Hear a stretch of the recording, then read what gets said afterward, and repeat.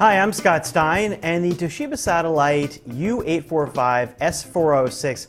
All right, hold on a second. You know what? These are pretty boring, right? These are boring laptops. I'm not going to hide it, and you shouldn't hide it, because this holiday season, let's face it, we're seeing a lot of ultrabooks and a lot of budget ultrabooks. It's getting numbing.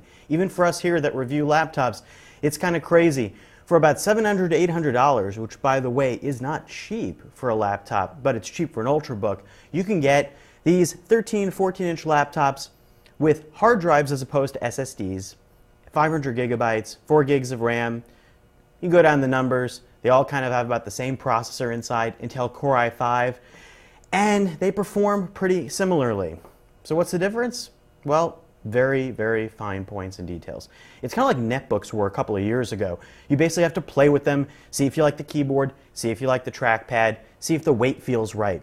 When it comes to this Toshiba Satellite U845, it's in the gray zone. It's kind of neither here nor there. The price, $879 is the MSRP. You might find it for lower. Hopefully you can, because I think a laptop like this probably deserves to be more in the $750 to $799 range.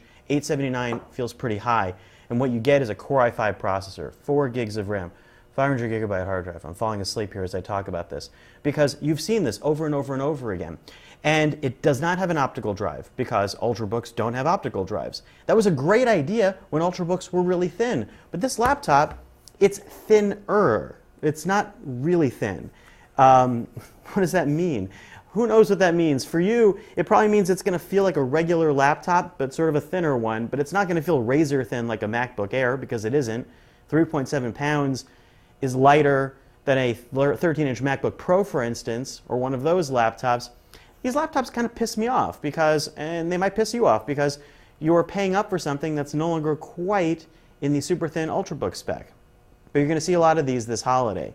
Does it perform well? It performs well. You know, it's fine. The performance is actually pretty similar to all the others with the Core i5 processor that this one has. Battery life is 5.5 hours, which is good. You know, there are others that are better, 7 hours. The screen quality, not so good. The keyboard quality, I didn't like it that much, but it's backlit. The trackpad seemed a little bit finicky and a little bit sticky to click.